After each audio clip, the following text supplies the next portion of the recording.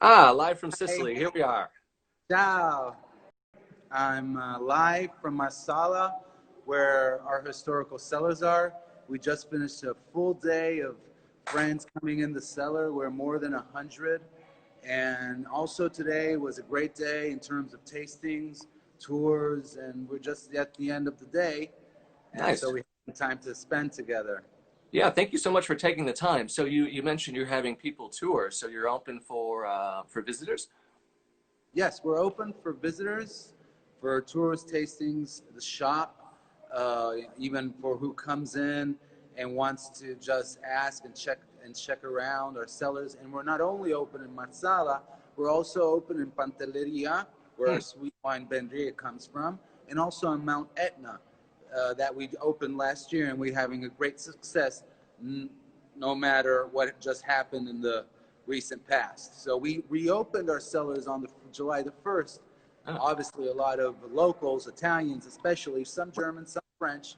But I have to tell you that we're bare, even the friends that are coming, they have a low, they're not, they're young. They're hmm. young in terms of target. It's very interesting. Hmm. We're seeing friends from 30 to 40 a lot. So that's interesting.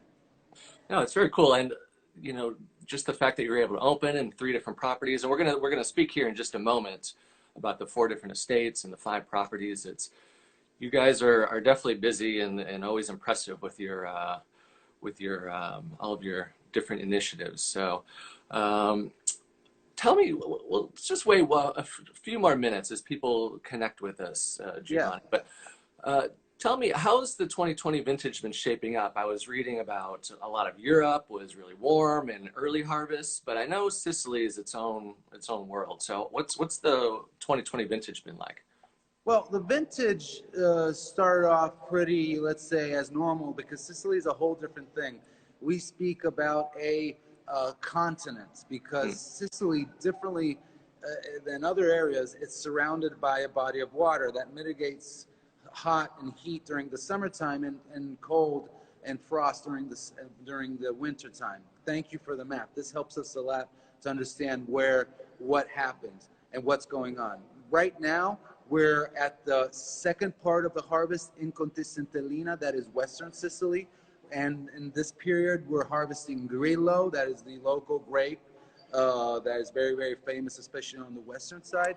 And we're still picking Zibibo in Pantelleria. We will be doing that in the next week or so. And then we will go to the sun drying process for the Pasito, our Benrier. In Victoria, we're gonna harvest around middle end of September. The reds there we have Preparo and Irodaola, but there they develop a little bit slower than Contessentellina, and then Etna will kick in and should kick in around mid October for making some rosé wines, and then up to the end of November. So we have 100 days of harvesting that Wow. go from the end of July. We had to start a little bit earlier on this vintage with some Pinots and with some Shards because we do also a sparkling wine for the domestic market and for some other markets. And then we started off.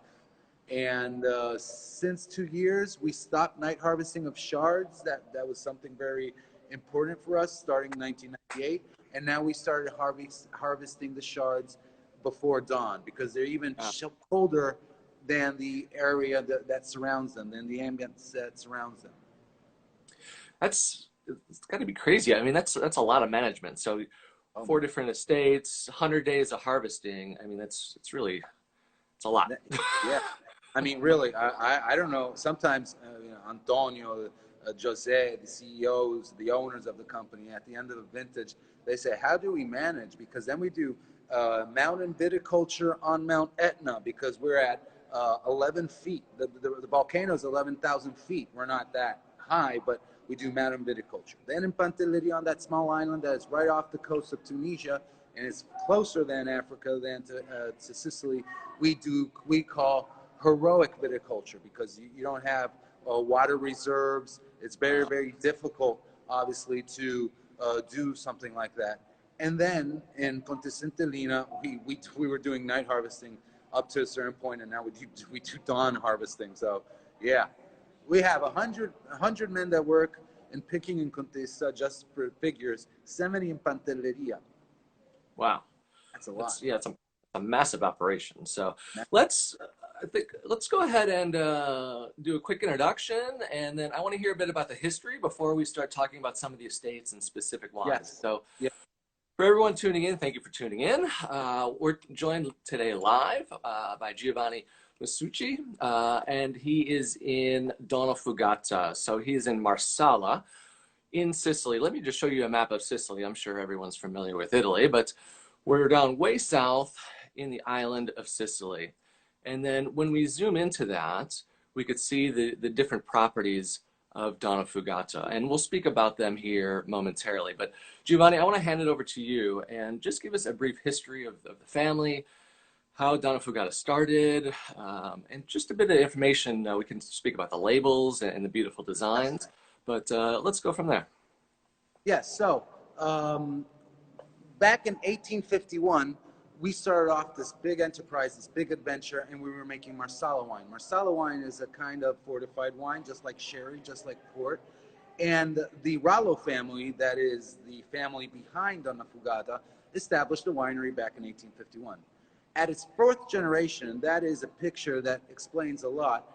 Giacomo, man on the left side of this picture, changes the core business because he saw that the consumption of Marsala wasn't as great as it was in the 19th century. And then he understood the potential of Sicily. Sicily is, let's say, the leader of a renaissance that is occurring right now in southern Italy, where we're getting great grapes, fruit-forward grapes, and food-friendly grapes. And he understood that back in the 80s. And back in 1983, that's when the turning point happened. We changed our core business and we became Donnafugata. Donnafugata, so instead of just working on the grapes, adding alcohol, fortifying the juice, and then doing wine, we wanted to grow ourselves the grapes. We wanted to make our wines and bottle our wines, because Sicily up to the 80s was an inexpensive, considered wine territory. And that's why Donnafugata is so important on the scenario, because besides being a dialogue between art with the labels, wine, and sustainability, it also had as its vision the fact that we wanted to bring an innovative way of perceiving Sicily. And that's what Giacomo did. Gabriella comes into place inside of the picture. She gives the name, she comes up with this name, Donnafugata, that speaks of Sicily. And Donnafugata is a compound word. Donna means woman, Fugata means fleeing, escaping. And this name comes from a true story that occurred in the early 1800s when Napoleon was conquering all Italy. He was conquering from north to south. And in southern Italy, there was a kingdom called the Kingdom of Two Sicilies. It was a Bourbon king, and there was an Austrian queen. The Austrian queen, in order to save her life, she fled to Sicily. That was one of her domains of her kingdom. And Sicilians did not recognize her as their queen, and so they called her Donnafugata. Oh, interesting. Okay. And so that helped us pinpoint ourselves on the wine map, on the world wine map. Helped us a lot, especially with the Italian market, because it speaks of Sicily. And then, in a second moment, also in the international markets. And that helped us a lot. And that was all coming from let's say, the creativity of Gabriella, that is also behind the labels of Donnafugata. Gabriella is the fourth generation Rallo member and beautiful lady, really, really, really fun to stay and be with. And she, with Stefano Vitale, our artist, she, with him, draws, starts sketching, and they come up with these figures, these drawings, and then these drawings go to the marketing team, and we rework them, and based on the aromas, based on the all the scents that we have inside of the bouquet, and then we come up with a label. So that's why Donnafugata is a dialogue between art, wine, and then also sustainability. All are pieces of art. And consider that 2 years ago, we did an art exhibition where we were putting our paintings, our labels, with our wines. It was so cool. It was really something. We wanted to do it again, but we'll do it next year. Exactly. It'll come around next year. So I'm just showing a few of the labels. I love your labels, and it's really a selling point, and once people see them, it creates the visual and the experience of the wine as well. It really is a work of art. It's the labels are so distinctive, and once you see them, you never forget them. So Yeah. No, they are. But once you see them, you never forget them. They shine on a shelf. And let's say the first trigger is the label. And you say, okay, I like the label, I choose the label. But then what's behind the label makes you choose Donnafugata a second time. Fruit forward wines. Here we have a competitive advantage that nobody else has, meaning Southern Italian wines, because we're in the deep Mediterranean where there's a lot of sun exposure. And you see my tan, there's a lot of sun exposure. So you get fruit forward wines, and we try to care to these grapes, and we try to carry them healthy inside of the cellar, and that's why then you get all this freshness, this bouquet, because then we're not even talking about the domains and the territories, but they're selected. They're very important terroirs. Like Etna and Pantelleria, they're volcanic soils. One is active, the highest active volcano in Europe where you can do Madame viticulture, and one is not active, but where you have these bush vine called Alberello Pantesco that are World Heritage UNESCO. And so it's even beyond the label. It reaches sustainability. Sustainability in the sense that when we were doing night harvesting, we reduced 70% of our energy consumption from one year to the next. That was 98 against 97. wow. And figure even now with dawn harvesting, and it's even better. Behind every bottle of Donnafugata, they'll show you one of our most popular wines in the States, Sur. It's a Grillo. Behind every bottle of Donnafugata, you see there's a carbon footprint calculation that you can take a picture with your phone, and you'll see how we reduced in the last 10 years 10% of our carbon of our CO2 emissions. Yeah, I saw that, and I want to mention that because I caught a picture of that because I wanted to ask you specifically about this. I've never seen anybody doing this before. So what does it tell you? You could scan the bottom of the code, and what does it tell you? You scan it right here, and it tells you, besides the vintage, and besides the bottle itself, how it was made, it tells you that back in 2011 we had certain amounts of CO2 emissions, and then in the last 10 years we were able to reduce that, and we reduced it by 10%. And we started this year with the water footprint calculation, because water here is a resource that we definitely need. Here we suffer droughts in Contessa, in Pantelleria, and the first thing that the vine doesn't do when it suffers, it doesn't make fruits. So we're there doing this recovery of irrigation recovery, and it's necessary. And so we're trying to measure our resources, and that's why we're going towards sustainability. We have these stations inside the fields where they give us figures on our devices, and then obviously the enologists and the agronomists then make decisions based on what they see in the fields, but also based on what they see on the devices. And they say, okay, humidity of the soil, how much water is there on the leaves, or the diurnal range that here are very, very important, that can go from 70 Fahrenheit to 110.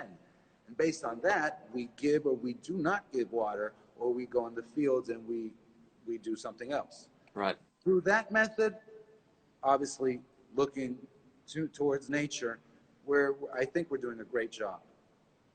No, it's really cool, and I've never seen anybody doing that. So it's great to give a customer the ability to just within seconds see the carbon footprint of the winery and the initiatives that you guys are taking. So we're about halfway through. Let's move, and I want to quickly just talk about the different estates, because you have 4 estates, and then we can talk about the wines in conjunction with that. So where do you want to start? What estates? And I can display from there. I would start from Etna, Mount Etna. Okay. Mount Etna is one of the most popular right now areas for, it's like a playground for winemakers.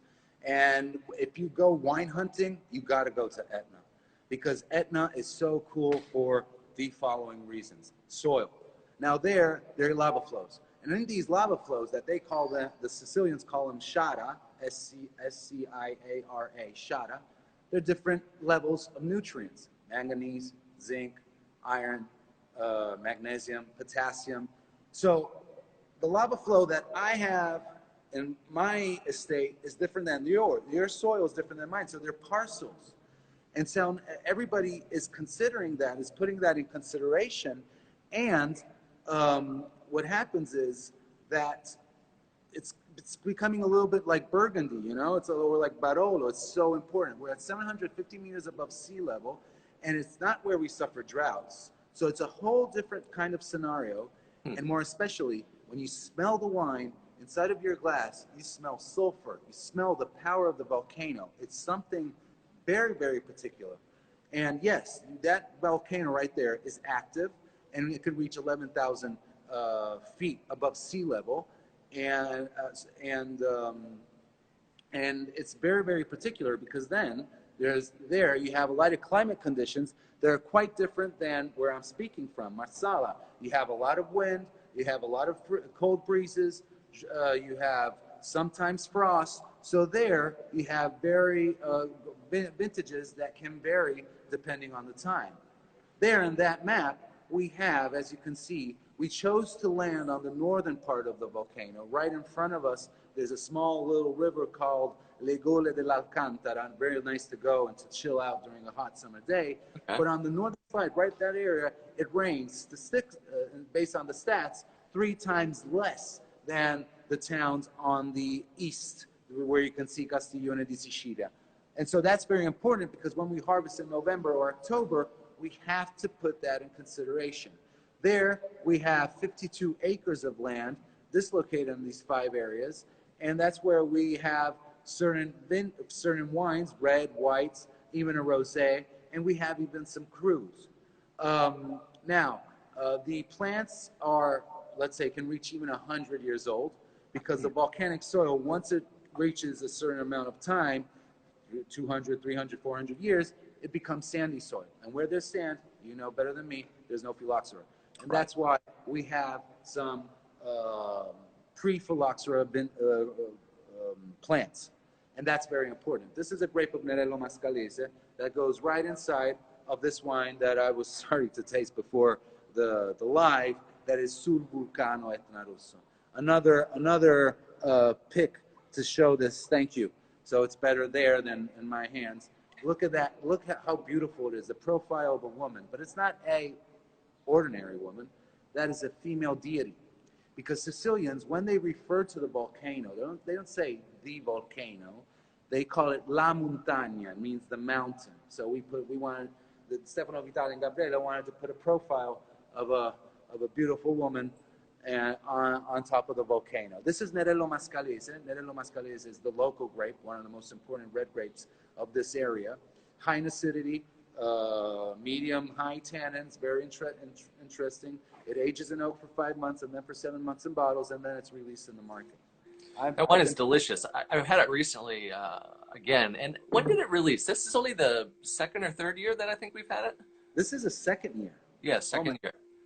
And the wines are spectacular. Cheers. Spectacular. If you would do a blind tasting of this, you would never say it was from Sicily, because, you know, it's a little bit, I don't know if you can see it from here, but it's not as dark as you would expect. It's quite pale, actually. So you would say it looks like a Pinot. Yeah, Pinot or Nebbiolo or something like that. Yeah, or Nebbiolo. Yeah, exactly. But then you start smelling it, and you smell the sulfur, this cinnamon, this fogginess, you know, and it's very, very interesting. And then you taste it; it's very, very elegant, high in acidity, as I was telling you, and even quite some strong tannins. This is a wine that's suitable for aging. It can age for 5 to 6 years. Okay. Completely. Pairings, I always like to pair this with mushrooms. You know, if you have a dish with some mushrooms, this is, you know, with meat, or truffles, We have that, yeah. So I would. This is more of an autumn wine. You know, not as my opinion personally. I would drink these during the holidays, and during, you know, gatherings for sure. And I tell you, I even had some recently, and I had it cellar temperature, so, you know, slightly chilled, with some barbecue, and it was fantastic. So that pairing's good too. Good too. Yeah, service temperature should be around 20, 20, 40, 70, 70 Fahrenheit. Yeah, Should be the right service temperature. But Etna is so important for us right now because besides this, that this is an Etna Rosso, so it's a DOC. It's where you have 133 towns where you can. It's like a backward C on top of the cone of the volcano that starts from north, where we are in Mount Etna, and then it goes on the east and then goes south. So like yes, so we're on the top of the sea, and as the first factor that I was talking about, the lava flows that make different parcels, gives us the opportunity to have different wines from different areas. And that's where some of the one wine, Fragore, that is sold in the States and is available in the States, is already there since the vintage 2016. And that is where we're going to start. Also, and with Dolce Gabbana, one of our wines, a single cru, because with Dolce Gabbana we started this partnership because we both in love with Sicily. We want to be an excellence of made in Italy, and we want to bring it to the world. And so we're releasing some products for them, like a collection of Dolce Gabbana made by Donnafugata with labels of Dolce Gabbana. And now we're focusing on Etna because we did a rosé with some Nerello Mascalese. Thank you. That is also available in the States, and they drank it all already in the States. I know. I wish we had more. It's a luxury product. You know, if you can't, if you don't want to buy, if your partner doesn't want a purse of Dolce Gabbana, they can always have a glass and a bottle of Dolce Gabbana. They will appreciate that the same way. I think they want both, but yeah. The wine definitely helps. Exactly. It eases the pain of the expense of the bag. So yeah. So, because time is flying, as it always does here, I want to bounce around to a few other estates. So tell us about the main estate here. I know this is, I think, your largest property. Yeah. This is where we reach almost 670 acres of land on clay soil, and with 25 to 35% limestone. And this is where we did night harvesting, and now we do dawn harvesting of shards. And this is where all the international varieties of Donnafugata come from Cab Sav to shards to all the wines that then are available in the States. And this is where Donnafugata was born. This is the area where she fled to back in 1802. So the name Donnafugata is a tribute to this land, to this area, where we can go from 200 to 600 meters above sea level. And it's where we start our harvest in the beginning of August and we end by the end of September. Now, wine that comes from here that we really like and that I know that the U.S., let's say, palate appreciates a lot is the Grillo. The Grillo that is the label of Sur. This is the wine that is really having a great success in the States because it's crispy, it's sharp. This is coming from that land. We harvest the grapes. We cold soak the skins on the juice for 6 hours for 8 degrees Celsius, and then we bring through tankers the wine, the juice here, because here we do not have vineyards, but what we do have is this historical cellar that was reinvented, thinking out of the box for making modern day wines. And then we do fermentation, 2 months of stainless steel, 3 months of bottles, and then it's released in the market. What I appreciate, and that's the underground oak cellar where some of the greats of Donnafugata age. Like Milananotte, that's fantastic. 100 people today saw this cellar, and they were, taking pictures. They were happy just to be there. This is a state-of-the-art oak cellar, and as soon as possible, I can't wait to show you and your friends and everybody from Touton this marvelous place. And this is where this wine, the Sur, ages, and I'll show you the label too. And the nice thing about it is that it's crispy, it's sharp, it's very elegant, but it's fast, and it has these grassy notes. That's why the label has that grass. This is Gabriela.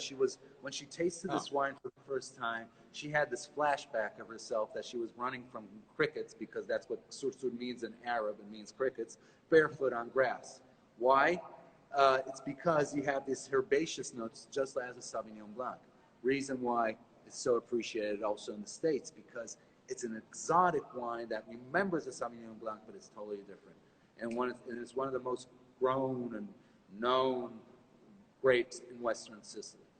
Yeah, I love Grillo. It's so food friendly as well. It's or just as an aperitif. I mean, it's just great by itself as well. So, Yeah, uh, yeah. so I wanna talk about your Ben Rye, which I absolutely love. So, give us the story here and how. I mean, it has to be complicated logistically making wine on in a different island. You can't drive there, so No, no, it's yeah. I mean, our fellow workers, what they do, we have areas where they can stay. They stay there for 3 weeks in a row, and then they do 1 week here just to ease off a little bit, and they do that every all all all year round. And it's very hard, especially for the bottling plant. We don't have it there. We have it in Marsala, so we bring in the wine here in the bottle because it would have been a pity ruining this paradise with a bottling plant. And this is where it's very hard. That's why we call it heroic viticulture. See, they all small, looks like all small bushes yeah. because it's so windy. Sometimes with the plant, you can't even land because it's so windy. It's very, very hard to get there. Sometimes I was bringing some customers and some friends. We needed to go somewhere else because it was so windy. So it's very, very hard. But at the same time, when we see the appreciation on the face, the smiles on the face of people that taste this wine, that's where all the effort that we put in making this wine, makes us joy too. And this is the Ben Ria. This is an icon for sweet wines. This is an icon for made in Italy. This is an excellence. You see that color, that amber color. How we do it, we sun dry the grapes for 20 days, and only 30% of it undergoes sun drying. And we tend to harvest these grapes that are harvested are the first ones. They're right near the coast, and we destem by hand. That's not only a picture for marketing. That's what happens.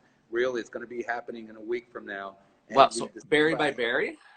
berry by berry. Berries, in order that we don't get berries that are not that are not in that are not in bad shape. And then we throw this only regards to 30% of the harvest, because the 70% is for free run juice that is waiting for these grapes to then be sunk inside, and we do fermentation.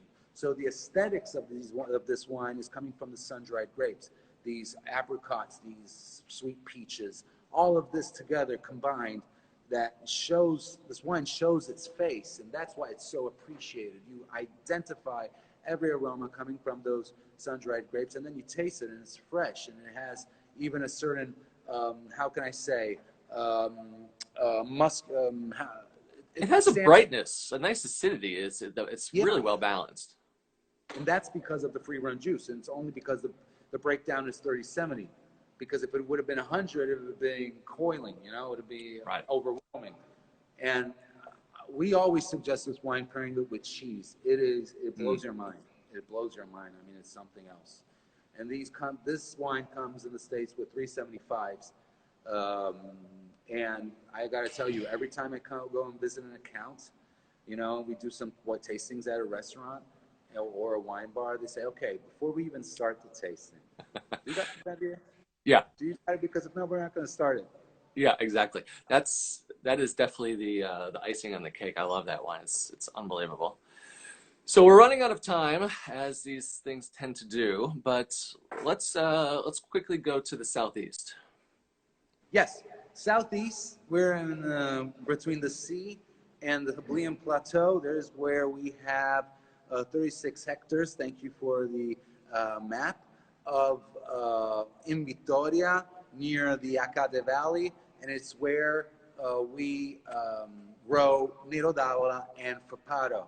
Frappato is another grape that is not that known to the general public, that is extraordinary because it gives floral notes.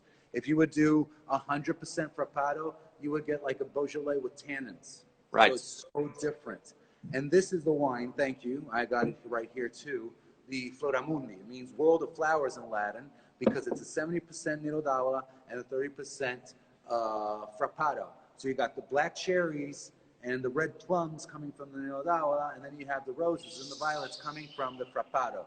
The combination makes the wine Very, very interesting. It's the only DOCG from Sicily, by the way, Right. that was established back in Cheers, 2005. Swallow.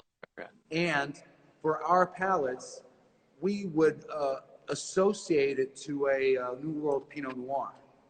So it's, again, another way of bringing another kind of wine from a traditional area, from the old world wine continent, but bring this wine that is fruit forward. We have a great specimen. Really So I have to tell you, this wasn't planned. This isn't marketing. This was my Thanksgiving pick last year.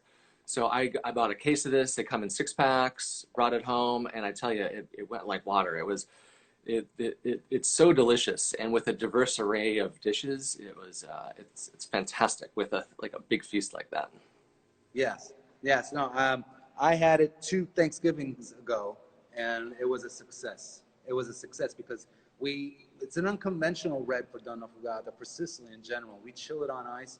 We suggested pour it at 60 degrees Fahrenheit, something very, very, very, very appreciated for these occasions. You know, Yeah. This is a wine that you can have a glass sitting at a bar before even sitting down to eat. You will appreciate it. So, unfortunately, we are about at the end of our time, but Giovanni, I just want to thank you again. I know it's 7 p.m. in Sicily, so it's probably time for you to grab a glass of something nice, and well, you have it right there, actually. Yeah, Letna Russo. No, I'm the night owl of the company, so I do these things. You know, during the COVID period, I've been connected with Brazil, with China, with any hour of the day. So Oh, wow. it's a pleasure for me. When you contacted me, I was so happy to do this, because I break out from the normal duties and tasks. Yeah, exactly. It's fun to kind of connect, especially for us who are still without travel. So I've been to Sicily. I went to Sicily 3-4 years ago, and it was beautiful. I drove the whole island, and it was rented a convertible. It's amazing. So I encourage everyone who hasn't been, buy your plane ticket for 2021 and get out to Sicily and Donnafugata. So Come meet me. yeah, come meet you in person. Exactly. Well, Giovanni, again, thank you so much for the time and for sharing the beautiful wines of Donnafugata at Touton. It's just such an honor for us to represent them in the U.S. So keep up the great work, and good luck with the rest of the 2020 harvest. Thank you, and thank you, Touton. Since we established this partnership with Monsignor Touton, we were very, very happy. I came to the offices many times in New York City, and since then it's a success story, and I'm very happy to work with you a lot. No, it's mutual. Well, for now we'll sign off, but thank you again. Ciao, and we'll see you soon. Ciao from Sicily. Ciao. Bye. Thank you, Dave.